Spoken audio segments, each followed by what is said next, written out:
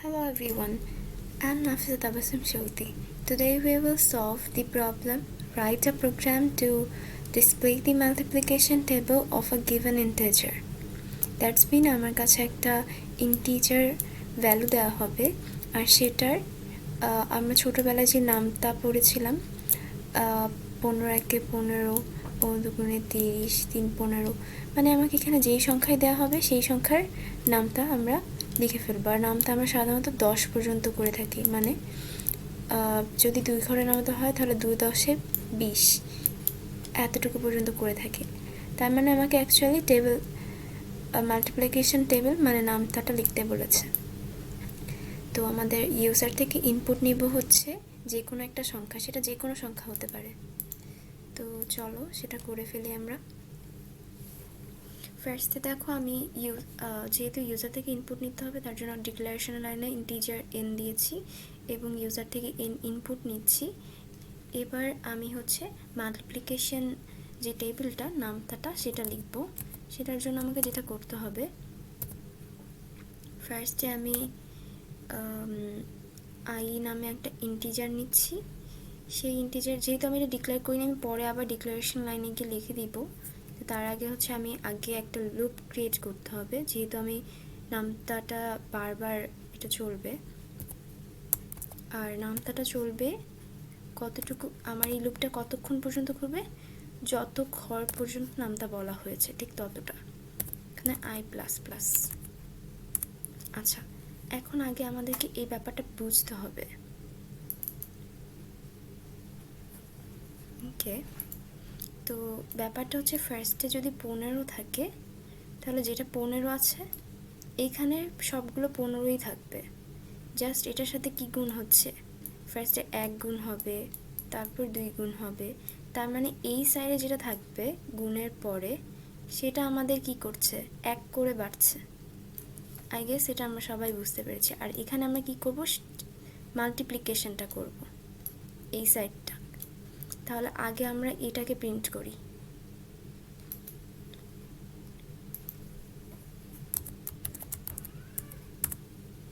So print করার জন্য আমরা জেনারেলি যেটা ইউজ করি প্রিন্টএফ ফাংশন। দেন হচ্ছে প্রিন্টএফের ভেতরে আমরা কি করব, ফার্স্টে যেটা বলেছে, যেটা ইনপুট দিবে, যেমন 15 বলেছিলাম আমি এক্সাম্পলে, তো 15 তো এন এর ভেতরে ইনপুট দিচ্ছে। তার মানে এখানে আমরা এনটাকে পার্সেন্টেজ অফ ডি হিসাবে মেনশন করব, যেটা হচ্ছে এন, তাই না? এটার সাথে কি গুণ হবে, এক্স দিচ্ছি আমি এখানে, যেহেতু গুণ চিহ্ন ইউজ এখানে আর কি কিবোর্ডে ওভাবে নেই, তো আমরা এখানে এক্স ইউজ করেছি। আমরা ইচ্ছা করলে এখানে ক্যাপিটাল এক্স ইউজ করতে পারি, তাহলে ব্যাপারটা আরও সুন্দর দেখাবে। আচ্ছা, তো আমাদের এখানে 15 প্রিন্ট হয়ে গেল, বারবার 15ই প্রিন্ট হবে, কিন্তু এখানে কি হবে, এখানে হচ্ছে 1 থেকে 10 পর্যন্ত। এখানে এন দিব, এন দেওয়াটা ঠিক হবে না, এখানে কি আমরা প্রতিবার 10 বার গুণ করব, রাইট? সো এখানে আমি আই প্রিন্ট করব। যেহেতু আই প্রিন্ট করব, এখানে আই তো লিখতে পারবো না, তো আমি এখানে কি লিখব, বাহিরে আইটা লিখে দিব পার্সেন্টেজ অফ ডি দিয়ে। আইটাকে এখনই আমি মেনশন করে দিই, ইন্টিজার আই। আচ্ছা, তো এখানে আমি কি করলাম, 15 প্রিন্ট করলাম, আর এখানে আমি 1, পরের লাইনে আবার এখানে 2 প্রিন্ট হবে, কারণ আই কি লুপের সাথে সাথে ঘুরছে। আই ইকুয়াল টু 1 ছিল, তারপর ইনক্রিজ করে 2 হলো, আবার চেক করলো যে এটা 10-এর ভেতর কিনা, যেহেতু 10-এর ভেতরে তাহলে এটা আরেকবার রান করবে।